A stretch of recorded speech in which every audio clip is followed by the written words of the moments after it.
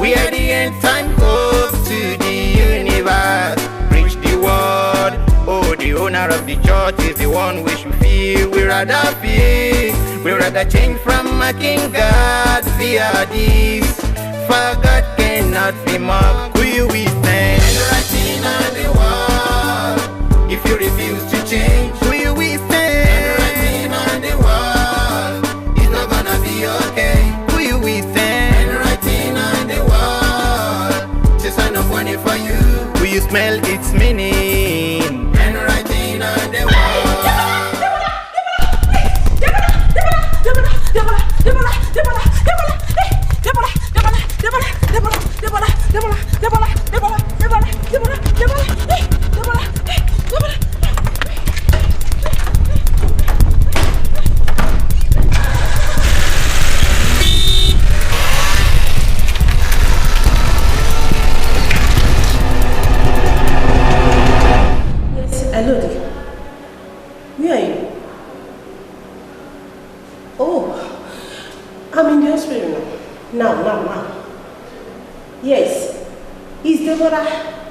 Deborah is in our family hospital. She just know inside the living room. I don't know what's wrong with her. Please, you need to come back. Right now. I mean now. No. Please. Please. You just have to go. You just Mommy! Yes, what happened? Where is Deborah? Doctor is attending. What happened to her? She's gone inside the living room. I pray nothing happens to her. Go we heal her.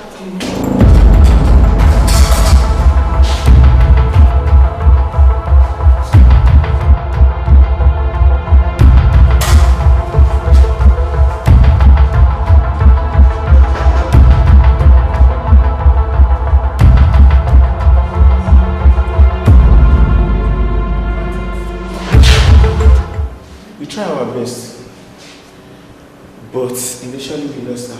I'm very sorry. Nurse! Surgery? Yes, surgery. That is the only option left for us. And what is our chances? See, it is a 50-50 chance. And the hope of surviving is very slim. What? Did I just hear you say very slim? Yes. Very slim. But all the same, I still believe in miracle, of course. We doctors case, but the Lord heal. Do you believe in miracle too? Yes, of course. I believe so much in miracle. I believe in the Bible. I believe in Jesus. Moreover, I'm a Christian. Christian? Yes. What is the definition of your Christian? The definition of my Christian? A Christian is someone who has accepted the offer of salvation and ready to follow Christ in discipleship to the extent of cultivating his lifestyle in every sphere of life. In summary, a Christian is someone who has the resemblance of Christ in all things, as been documented in Acts 11 verse 26. It is by the grace of God that we are saved, not by work, lest any man should boast. Sir, I now understand better. So what should I do now, sir? Very simple.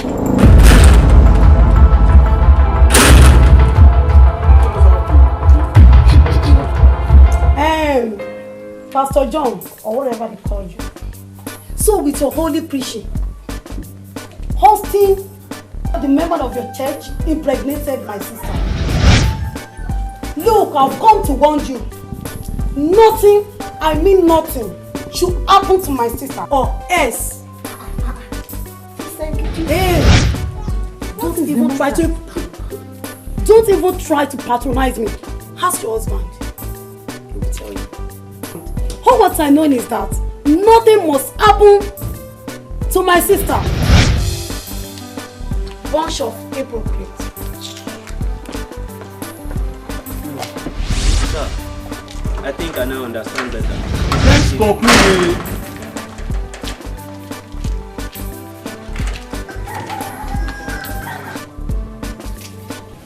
So, my dear, what are you going to do now? I'm as confused as you are. And what baffles me most is this brother in question. He's one of the most serious workers in our church. And I love him. Well, God will lead us. Amen. Because this is a serious matter. That apart, what is the decision of the church council concerning the church land? Since the lawyer says our ultimatum expires in a week. The committee have tried their best, but it seems as if things are not working the way we expect it. Well, we are still trusting God. That's my life. Still trusting God. Just imagine, Pastor Kola is a colleague. You both finished from the seminary the same year. Now he's doing well in ministry. They just completed their cathedral and added 5 branches to their church. Here you are, more anointed, gifted in prophetic and deliverance ministry, and your ministry is still lacking. I guess you need to just improve, because your anthem has been still trusting God, still trusting God. You need to ask your colleagues how they make it in ministry, how their ministry is being successful, because I'm tired of this low life. My dear, what are you insinuating? You heard me right. You need to fly on eagle's wings, like your colleagues do. Good night. You die when you can humbly change your ways. Very repentance, be alive. God in heaven sees everything when you are here and He chases you. Praise the Lord.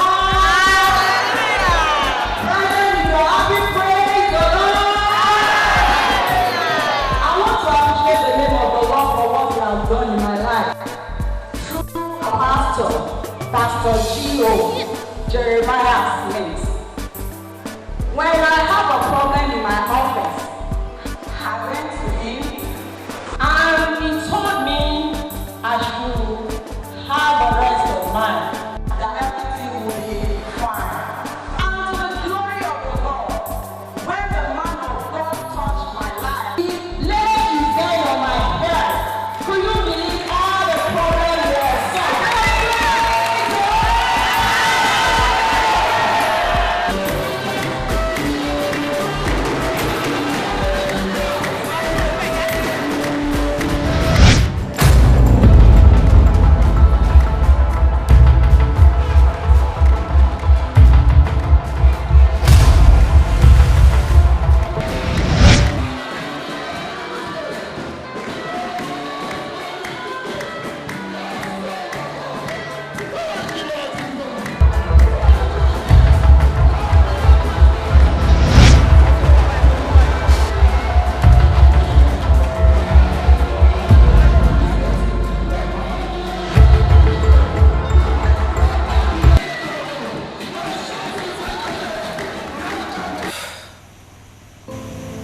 My dear, that was the revelation I saw. It really baffles me. What do you think? Yeah, that revelation is quite instructive and explanatory.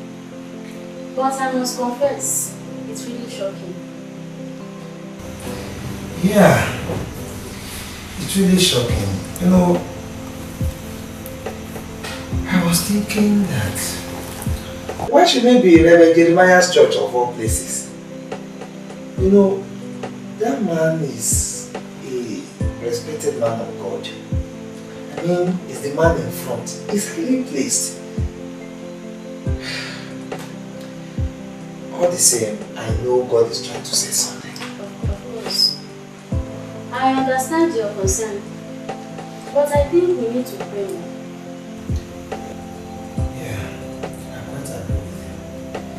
And fortunate enough, it has something to do with what we just talked about. I hope my princess is doing fine. Of course. Kindly pray for us. Our righteous Father will glorify your holy.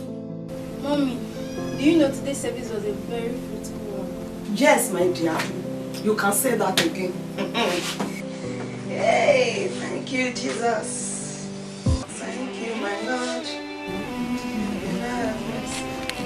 Yes. This is nice. This is Papa Village. Jehovah sees beyond imagining. Jehovah sees. Oh yes, he knows beyond the secret. Jehovah knows. Jehovah sees beyond imagining. Jehovah sees. Our God knows beyond our reasoning. Jehovah knows. He knows everything. Better rather thoughts be hide and seek. For God cannot be mocked. However, no sinner we go unpunished. So procrastinate no more, for our God sees. God sees everything and knows us all. Faithful is He.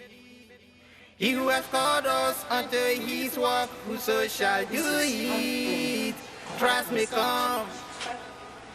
He who called us unto His work, we never let us down. Mommy, you don't forget the money for my school projects. Sure. Now that heaven has made the provision, I will give you the money. But we need to go to the market first to buy all that we need. We should eat good food today. Yes. Don't you think so? I think that's good. Thank you, Jesus. It's okay.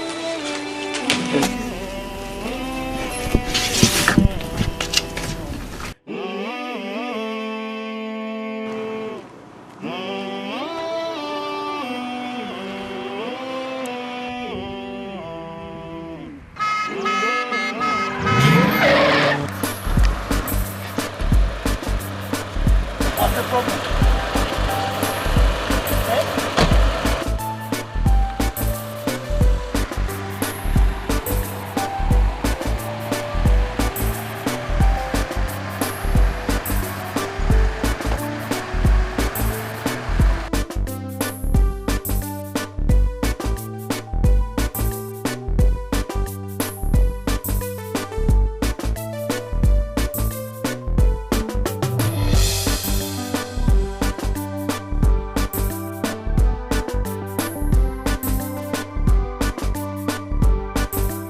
Brethren, I stand here today to seek for forgiveness of my sin from everyone. I admit my sin before God and His people. I fell flat into fornication with Sister Amaka, and we tried to cover it until it became everyday issue for the past 8 months. The magnitude of her sin increased when she got pregnant, and we settled for abortion. This was mishandled and led to a constant sickness. Please, I want to beg every one of you to help me to seek for forgiveness from God. Please help me to beg God to forgive me.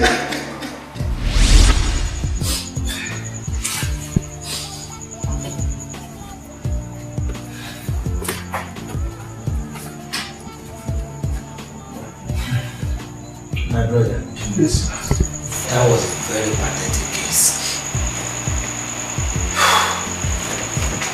Of the truth, you've really soiled your hand, and you've taken God's mercies for granted. Well said. That is true.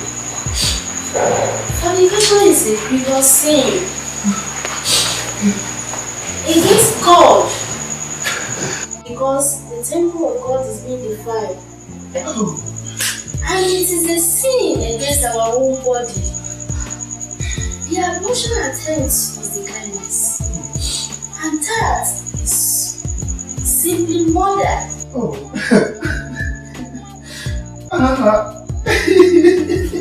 That's enough. You see, though God is a merciful God, but no sinner will come punished. That's true, Austin. Because if we build the tree begins to arrogate, we make ourselves transgressors. You have to pray to God and beg Him for restoration. And besides, what about the sister in question? She's in hospital. So sad.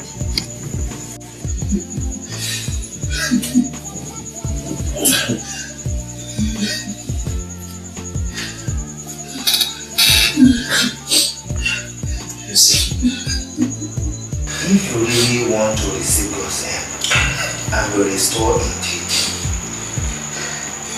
you have to humbly accept and go through the discipline that the church gave to you. Of course, Austin. We have to do that. Because he that thinks he stands should take heed lest we fall. Because we are all awaiting results before Him.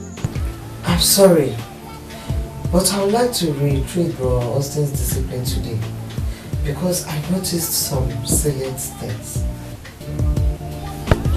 Go straight to the point, to the issue.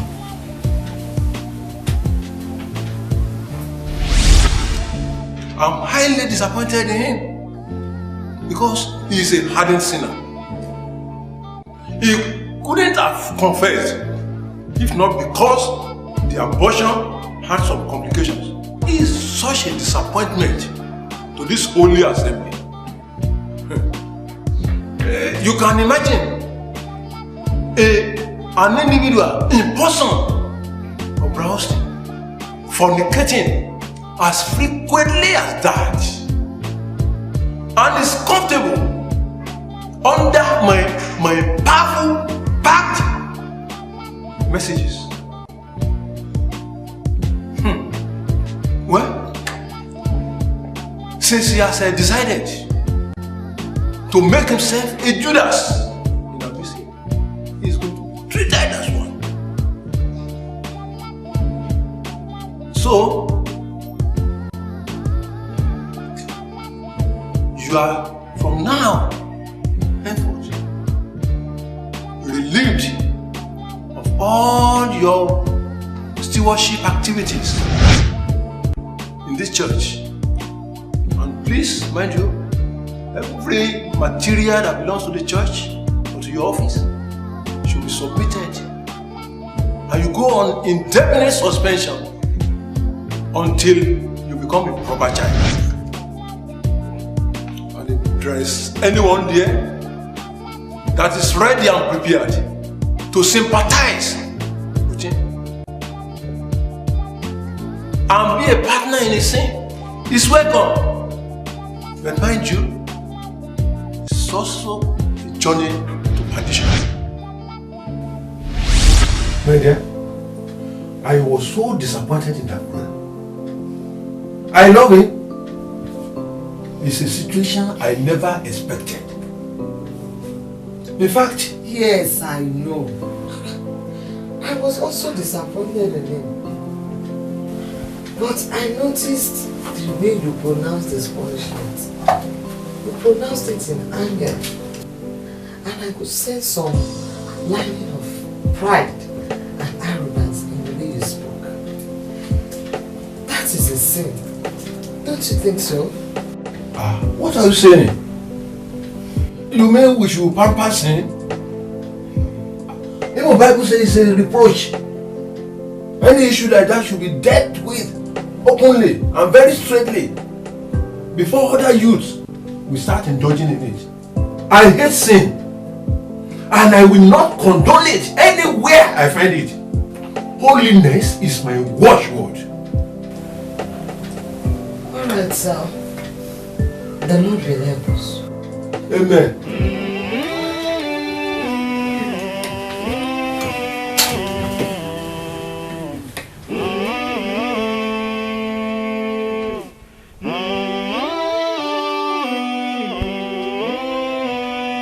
Good day, viewers at home. This is another moment of our glorious hour. We have here live with us in the studio, Prophet, a highly respected pastor in the ministry, in person of our. May we meet you, sir? Thank you, my presenter. Good day, viewers at home. Please don't mind my presenter. You are welcome to your discipleship program, Glorious Hour. I remain your brother, Brother Daniel Jesulova. Thank you. You are welcome. Yeah, sir. The purpose of bringing you down to this program is that most of our audience are eager to know much about the last program that was here on our studio here. So we want you to expatiate more on this topic, to the signs of the end time, because there are a lot of our audience at home that are waiting to know more about that topic, sir. Thank you very much. Our viewers at home, I am glad that you are there listening to us. We want to thank God for the feedback that we've been getting since the last 3 weeks that we started this series of this study. Today again, we will continue on that topic, the signs of the end time. I want you to quickly join me as we open to the book of Matthew. Book of Matthew, chapter 24. I will read verse 11, verse 23, and verse 24. Verse 11 says, "And many false prophets shall arise, and shall deceive many." Verse 23. "Then, if any man shall say unto you, Lo, here is Christ, or there, believe not." Verse 24. "For there shall arise false Christs and false prophets, and shall show you great signs and wonders, insomuch that, if it were possible, they shall deceive the very elect." Brethren, I don't want you to be ignorant of the devices of the enemy, the devil, which is our chief enemy. The Bible says here that many false prophets will arise. This is one of the signs of the end time. False prophets are rising amidst us. These false prophets, they were like wolves in sheep clothing. In fact, the Bible even confirmed that they will show us great signs and wonders. So don't be moved by miracles, because it has been discovered that these days, so-called men of God in quotes organize miracles, they organize signs and wonders, pay people to come and pretend as if they are sick, they are lame, they are blind. Oh God, brethren, what a deception, what a perverse generation. We need to be very, very